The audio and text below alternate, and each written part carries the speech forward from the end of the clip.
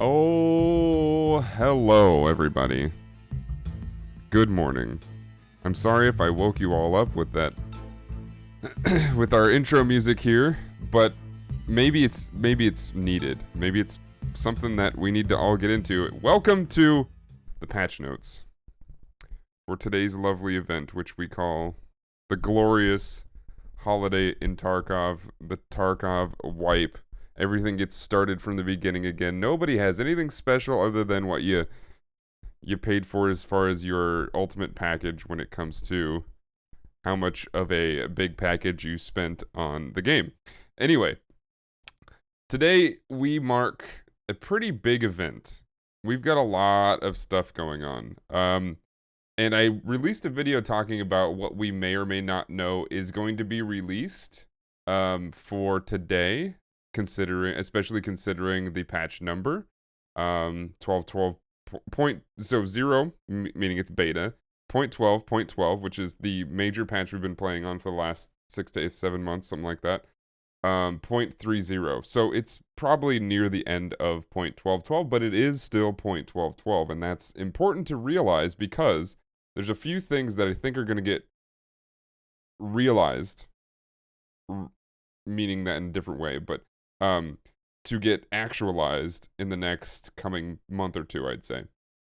So first, before we get directly into the patch notes, there's nothing about Lightkeeper has been put in here, which is part of what we talked about, basically meaning that Lightkeeper is probably not going to come in until 12.13. So, for those looking for that accessibility, it's not here. Now, it's unknown. I think most people will probably go ahead and assume that Lightkeeper's just not ready yet, which he may not be.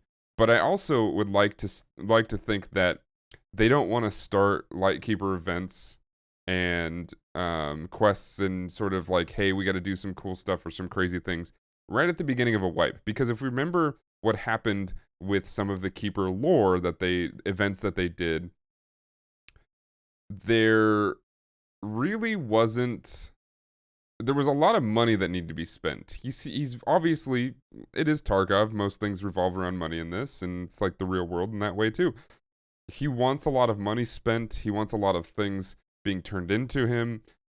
Essentially, if it's anything like that, if that was any type of hint as to what we're going to see here, you can't do that at the beginning of a wipe. Because, I mean, let's be honest, nobody's going to have money. You're going to have the top 1% of players having maybe a mil or two at the end of the first couple days, right? So, here's the thing. Today, when everything starts from the beginning, you can't start something like that. So, they could always introduce him now, but it wouldn't make any sense, and you'd kind of probably not be able to see any of the new stuff in Lighthouse, which is in the patch notes we're about to go over. You won't be able to see everything in the Lighthouse with him and his sniper around. That kind of, it would be very difficult, be almost impossible for that matter. So, there's no Lightkeeper yet. There will be very, very soon. I assume. But for now, we do have a lot of things that were added. So, let's go ahead and look at this. So, if we look at some of the first things that were put in the new additions is Lighthouse location. So what we saw in the Tarkov TV podcast is the new addition to where we can go into or onto the island where the peninsula, whatever you want to call it, where the lighthouse actually is, the giant lighthouse. It seems like there's a couple of different areas for buildings, and then there's a few buildings in each section, and then there is the path that goes up to the lighthouse. I'd be willing to bet that you can explore that whole place, but around the lighthouse, there's probably going to be nothing there. At least not much. But I think today we're going to figure that out. More than likely, we're going to roam around that too. So see what that's all about. So that plus the new interiors to some of the water treatment plant facility areas. Maybe some buildings that weren't open before are open now. Maybe some things have been changed around. Obviously, nobody knows yet. We're currently still in downtime from the patch update, so nobody knows anything yet. just simply not out. They added 3 new bosses that are very interesting. So these bosses, and I don't know if people were confused about this, but if you were, these bosses are not exclusive to Lighthouse. You're not going to always be seeing them in Lighthouse. These bosses are rogue bosses. They are the leaders of, well, specifically one knight being the leader of all the rogues, are all bosses that will roam what it sounds like together. But what roaming means is they're not going to be on the same map at any given time. They will be on, it looks like, so it says the leader of the gang, Knight, who coordinates the actions with the entire group and specializes in assault operations. Birdeye maintains a distance between him and the enemy, setting up ambushes and choosing positions with a clear line of sight to the area. Big Pipe refers to the grenade launcher that serves a role of massive firepower in battle. So here's the point. Bosses maintain contact with each other and with other rogues. However, they don't stick together, instead keep their position distances. Meaning, more than likely, you will almost always see either Big Pipe or you'll see Knight, probably on their own doing whatever. Is the moment you engage one of them, you will have the other two doing whatever their tactics says that their AI says they're going to do. The point I'm trying to make, I'll get to that part in a second. The point I'm trying to make is they will not always be on the same place at the same time. So let's skip ahead and then I'll come back. So the boss's habitats are Lighthouse, Shoreline, Woods, and Customs. They do not stay in one place. Instead, they wander through these locations all the time. If the bosses have moved to one of the maps, they will be absent on the other maps. There is no timetable for their movement, and no one knows what the bosses are guided by when changing their location. So it sounds like randomly, and it also sounds like globally, meaning it's not going to be a random chance every time you spawn into a map. It sounds like in any given window, the bosses will always be on that map. So from this time to this time, they'll be on Lighthouse. From this time to this time, they'll be on Shoreline. We won't know what those times are. I'm assuming that at some point in the later patches, when they release story mode and when they release, well, not story mode, but the main campaign missions, as well as possibly other tasks, and there might even be tasks involved in the game now that talk about, hey, this is a daily task that says for this amount of time, the bosses are probably going to be on Shoreline. You might want to check that out. Who knows? That's just a pure guess. I don't know what's happening. So if the bosses move from one map to another, they will no longer be on that map. From the sounds of things. I'm not confirming this. I don't know. This is what it says to me, this is how I read it in the patch notes. So keep that in mind. Now let's go back to how the bosses interact. So what it sounds like is the chances of Big Pipe and Knight kind of being close-ish to each other is pretty high, it sounds. Like there's going to be something going on. But it sounds like there's also going to be some strategy as to how you take on these bosses. More specifically, which order you take them in. So, for example, if you see Knight, you're probably going to want to go for him immediately, right? Because he's probably going to be the one that's going to charge you directly into your face. And then that way, if you can kill him quickly, you can look for the other two as they probably come running. Because from the sounds of things and the way they look at the way they are dressed and the gear that they have on, is they're very connected via radio. And if you take a fight on one of the bosses, the other two are going to come screaming. But like I said, they're probably going to stick to their AI. At least what they're designed to do is stick to their AI. Meaning, Birdeye is probably going to keep a distance and just shoot at you at the farthest distance he possibly can. And Big Pipe's probably just going to rain grenades on you like freaking... I don't want to say anything that's maybe sensitive. It's going to be a lot of grenades, a lot of freedom probably being rained upon you. So prepare for that. And your first objective after killing one of the bosses is to be on the lookout for other bosses. In fact, I was going to say you might want to relocate, but it does sound like because they transmit your location, there's a good chance that they're kind of just going to know where you are. So fighting these bosses on each of these maps is going to be challenging. But I think that's going to make for some really fun times and hopefully some really good videos. We'll see. Anyway, let's move on. They added the offline cooperative game mode. The game mode that only allows players to purchase that only allows players to play offline together, meaning it's technically online, but it's in a private server. You get no progression. It just kind of goes and you do whatever you want, essentially. But you've always been able to do that in the offline mode, but now you can do it as a group, which is pretty cool if you ask me. It is restricted to players that have the Edge of Darkness edition, EOD edition, the edition that gives you the Gamma, pretty much the highest edition you can, well, literally the highest edition you can pay for.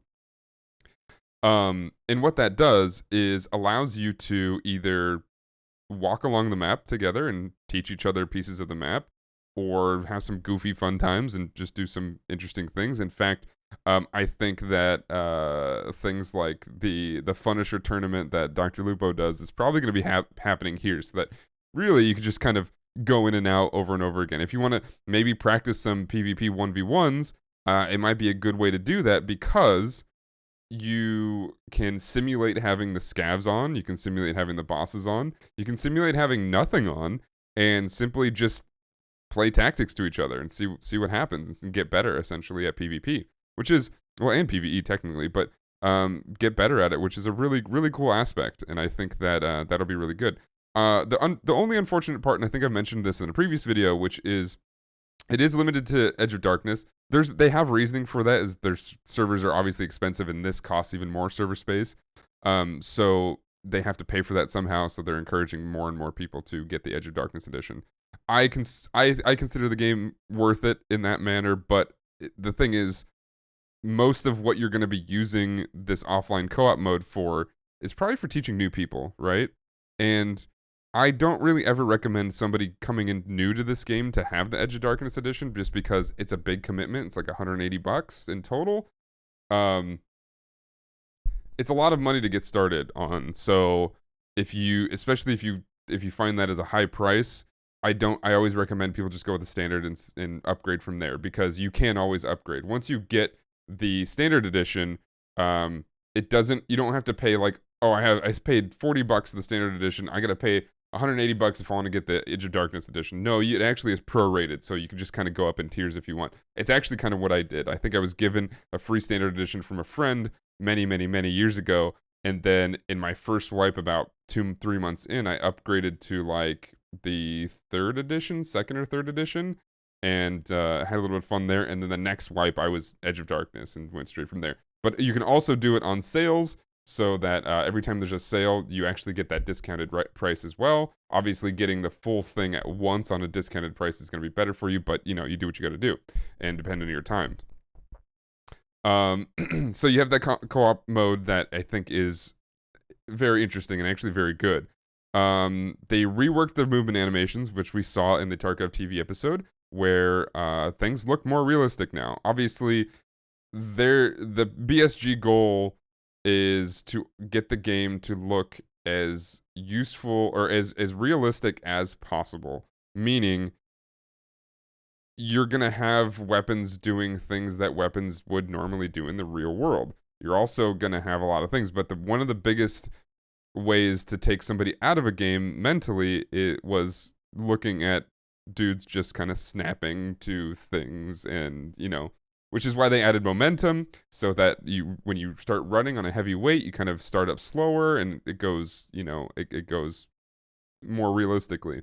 But you still had that snap leans and having people run with straight full sprint with just their hands out. Well, this is hopefully going to make things look a little bit more realistic. I'm actually very excited for this. I'm sure most people aren't, especially because if you're playing solo, you will pretty much never notice it on yourself, but you'll notice it on other people. There's different sprint animations, different reload animations while you're sprinting. There's different switch fire modes. Basically, you get to visually see everything that's happening on the player versus just hearing it, because, well, let's be honest, a lot of this game and a lot of the things that people were very impressed with, including myself, is the fact that everything you do in the game can be heard by somebody right next to you or somebody within earshot, which I always thought was interesting. Switching your light off and on, switching your fire mode, reloading, everything makes a sound, which in pretty much every shooter, that is not true. So adding this and adding the visual elements to that is really cool. They added daily tasks for player scavs, which has never been a thing. Daily tasks were only for PMCs. So once you have the intelligence center built in the hideout, you can then have one daily task for your scav. So encouraging more people to play as a scav, but also in giving people, I think, more tools to probably up their reputation with fence and stuff like that. Again, hopefully they don't ruin it like crazy like they did last time, where you can just go through an event and just shoot your reputation all the way up. You actually have to earn it, but at least it's a lot easier to earn now. Hopefully, that's what it sounds like. There's also a new type of daily task where searching for items from a category such as food, medicine, etc. All these items need to be found in one raid, which is new. Usually, if you had like a weekly task that was like find 30 find 30 Tashankas or whatever for the week. I don't know if the weekly ones are going to change, but sounds like the daily ones, if it says find 2 shotguns, you got to find 2 shotguns on that same raid, which is interesting. But now I think it's going to be more specific or less specific. So if you find 2 shotguns, they can be of any make or at least within a realm of that make. So that should be interesting. Special slots for PMC inventory. So if you're doing a task where you have to mark something, in fact, I didn't actually know that markers were involved in this, but this is an interesting point.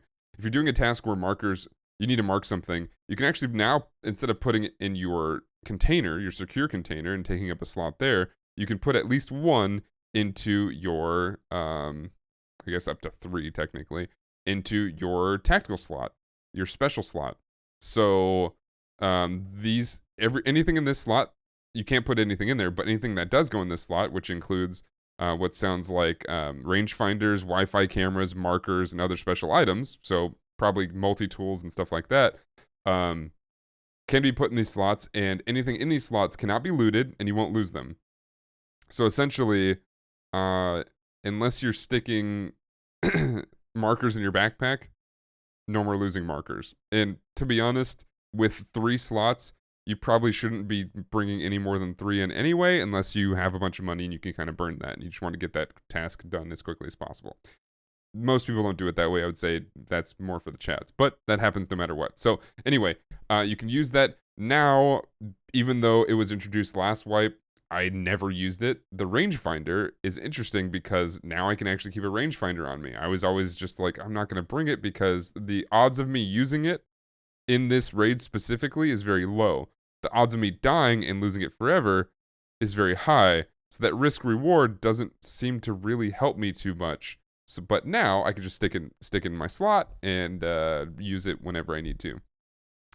And it sounds like we can add keys to them so that we can just do them. So pretty much more used for the 1 through 9 keys, which I think after like 5 or 6, I didn't use 7, 8, or 9. So now I can use 7, 8, and 9, which makes a lot of sense. They added the flare gun and the single shot reactive flare for lighting and adding flare ammo. I think right now they made it so it doesn't matter which color you use; it all does the same thing. They have like red, blue, and green. But if you shoot a flare, it will call down an airdrop, which at the beginning of the wipe is probably going to be extremely important because it's a lot of mid-tier loot, and you're probably going to have low-tier loot. Those kind of go out of date pretty quick, but I think it'll be very useful if you can find it. Obviously, if you do it in raid, it'll draw a big target on your back, but, things happen, and you do what you got to do, and sometimes people use it as bait or do whatever. Anyway, so you can call these in. The airdrop mechanics were updated, so now there's countermeasure flares that show up in the air. There's all kinds of things. If you saw the the event where there was like an extra number of drops, it was like it honestly I think lasted until the end of the wipe. Once they started it was so like 2 weeks long. There were just planes everywhere. There were drops everywhere. It was not anything that I think people wanted to use, but it was cool to see that it worked, and that was pretty cool. New tasks for the Lighthouse territories. So there was a bunch of Lighthouse tasks that were kind of lame in my opinion, and I'm sure they're still there, but now there's new ones. Maybe they updated some old ones, I'm not sure. But that does exist, so we'll see what happens. I'm sure that actually, you know what? Before Keeper is introduced, you might want to get the task done where you actually have to fly out there. Not fly, but run out there and not get shot, or get to a point and not get killed by the sniper until you get back. There's a chance that you can get that done before the sniper's released again. So we'll see. Maybe we rush to that and see what happens. Updated base clothing models for USEC and Bear PMCs. So yeah, new clothes, new head models for both as well. New weapons. I think they also added new voice lines for both. So USEC has a new actor, I believe, and Bear also has a new actor as well. But the actor on Bear speaks both Russian and English, so he kind of mixes in between, and it's kind of like, I think it's like very broken English. So I still haven't decided, but I think I'm gonna be a Bear PMC just because I'm always Bear. And while I was USEC last time for the rogues, you kind of learn how to just kill the rogues anyway. So hopefully that is okay. And it sounds like the bosses don't care who you are, so whatever. Oh, I should mention also, the rogue bosses also don't care about your reputation. So killing as a scav, I guess, killing scavs or scav bosses hurt your reputation like crazy. If you're a scav now and you kill one of the rogue bosses, I don't think it affects it at all. So probably a good thing. And in fact, you might even get, it doesn't say anything about this, but you might actually get positive reputation because they are technically PMCs? I don't know. We'll see. Or they're former PMCs. They're rogues. We'll see what happens. Anyway, they added new weapons and customizations for them. So the Benelli M3 shotgun, which is one of my favorite shotguns. I think I'm excited for the Benelli. It should be fun. It's a very cool shotgun. Accuracy in International AXMC sniper rifle. I believe that's sort of the new sniper rifle that I think Birdeye uses, which kind of seems, it feels a little bit like a Scar, but it's gonna obviously be different. It's probably made by the same people, to be honest. The MP18 single shot rifle, that should be fun. The RD704, which is like a souped up, I believe it's like a souped up AK or a different platform for the mutant kind of thing. I think it's gonna be similar to that. I think it's like a smaller mutant essentially. The SAG-AK carbine, which should be interesting as well. The G36, which is something I'm looking forward to. The G36 looks sick. The M32A1 revolver grenade launcher. That is the grenade launcher that is used by Big Pipe. That should be very interesting to see what happens. I brought up my concerns in a previous video, but we will see. It is the weapon that Big Pipe has. So if you're able to farm him, it shouldn't be that hard to get them. That's what I'm concerned about. The ammo on the other hand, may be a different story, but nonetheless, the weapon should still be pretty viable to gather.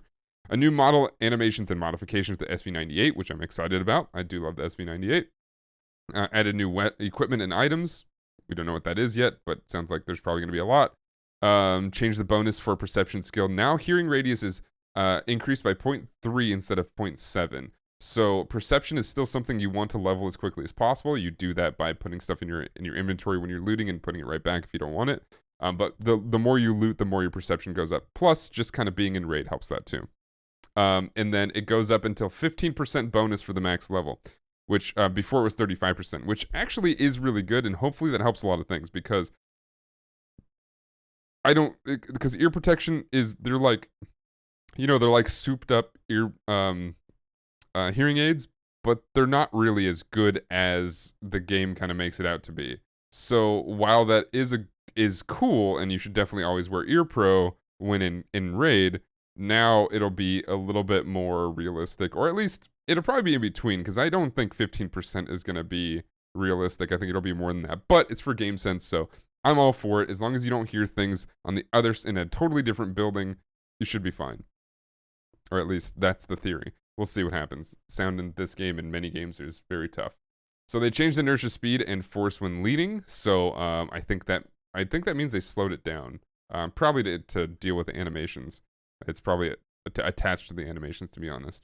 They added new outfits for both PMC factions, which is that not the same patch note as adding new clothing loadouts? I don't know. Anyway, New crafting recipes in the hideout. Reworked the elite metabolism skill. This is actually interesting. So instead of taking damage at 0 hydration and 0 energy, when you're at max, by the way, when you're at elite, not when you're leveling up to that, you'll still take damage. But now you will not take damage at 0. You will get now some negative effects. Before there were no negative effects, you just took damage. I don't know if that means that before elite you will also have these negative effects and take damage. I assume that's the case. But now at least you won't take damage, which is interesting. I think that is a good goal, or there's a good push to get people to go to elite metabolism, which if you're constantly shoving food in your mouth and drinks in your mouth, it isn't that difficult. That's probably one of the first ones that I think most people get to now, starting last wipe.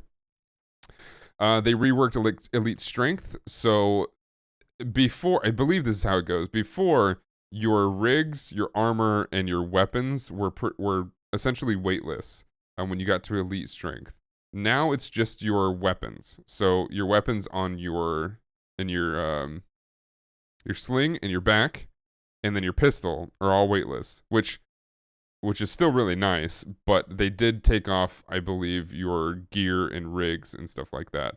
So you're gonna be heavier than you were before at elite strength, but you're still gonna be pretty light, from what I understand. Same with secure containers, which I believe was also not counted before. Anyway, they added FSR, so if you're like me and you use the superior AMD technology, and maybe you want to try for some more frames, you can use the FSR. This is the 1.0, I should point out, not the 2.0, so it may not work as good as AMD advertises, but that's because this is an older version. Disabled MIP streaming because I think they're working on it. Updated NVIDIA Reflex version.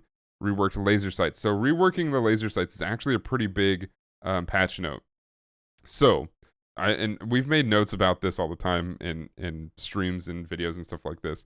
When using IR flashlights or IR laser designators, the point of using them before this patch was it would give you the extra 1 ergo when you have it on, and it helps you when point firing, even if you don't actually see the laser itself. You just it just helps you from varying off your target.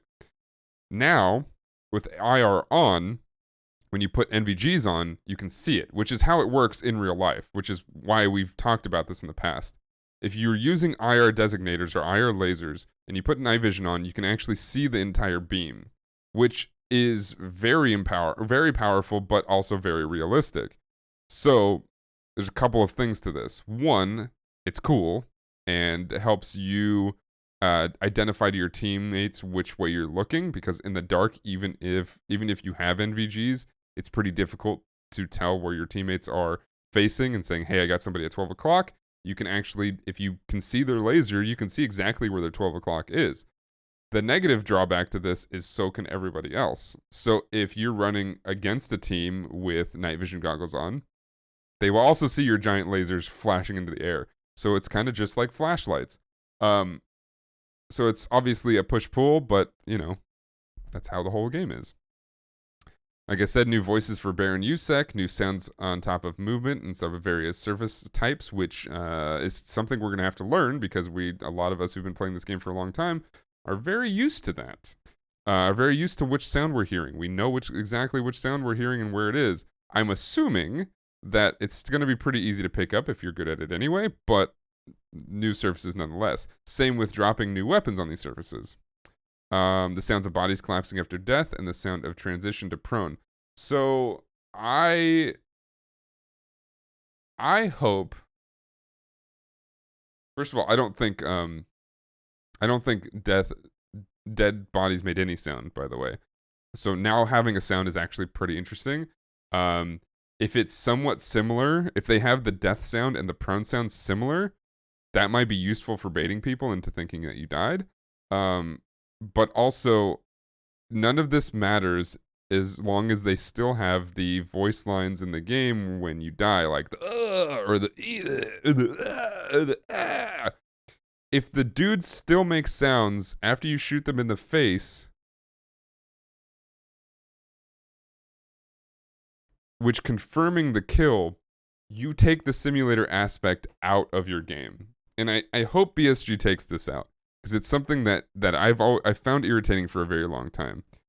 If you shoot somebody a bunch of times in the stomach and they you know, technically, or in the game they're dead, but in real life they'd probably die after the next like 5 minutes, and they made a sound, understandable, totally fine, whatever. But if you shoot them in the face and their brain doesn't connect to their body anymore, they're probably not going to make a sound. However, if they make a body collapsing sound on the ground, maybe an indicator of what just happened. I think that's more interesting. I think that's more tactical. I think that's more of an indicator of whether or not you should push. Because if you can confirm it based on the death sound, it kind of takes the risk out of you pushing after that. Obviously, there could be still another teammate, but more than likely you know when you killed the guy, which before, in the before times, way back in my day, that wasn't really a thing. You kind of just didn't know sometimes. And then they have a whole lot of fixes. I didn't really look through all these, but hopefully there's some things that have come through here. Sound effect of active headsets no longer persists between offline raids. Perk icon, cultist knife. Well, added a perk icon for hand stamina. Oh, interesting. Okay. Cultist knife charge value no longer resets to max if knife is picked up from a killed player. Okay, so that was a bug. Fixed display price with 5 more characters. Take up 1 to 2 space. Okay. Trajectory of AGS projectile no longer changes when the scope is moved. Longer floats. Next button no longer. Okay, I don't know if there's anything crazy in here. We'll go through these. I'll go through these and maybe update in a community post. I don't want to put too much more time into this video because I know it's already kind of long. Other changes are numerous balance changes for item parameters, which is interesting. Various visual fixes on locations. That's good. Various balancing changes of weapon characteristics. All right. Added an ability to select a different display in game settings. Oh, because people were definitely having trouble when the game would automatically put the game on a different screen. So now that you can do that in game, that's pretty good. Anyway, various fixes, adjustments to user interface. All right, lots of cool stuff. I think there is some. I think there's a lot of good things in here. I think that we'll see more to come. But until then, we sit here and we wait. It's currently 6:30 a.m. here, and the delay brings it to about 8 a.m. when this goes. So I'll be releasing this video, and the game probably still won't be up. So until next time, stay positive, play more video games, and read more comics. I'll see you all in Tarkov. Goodbye, everybody. See ya!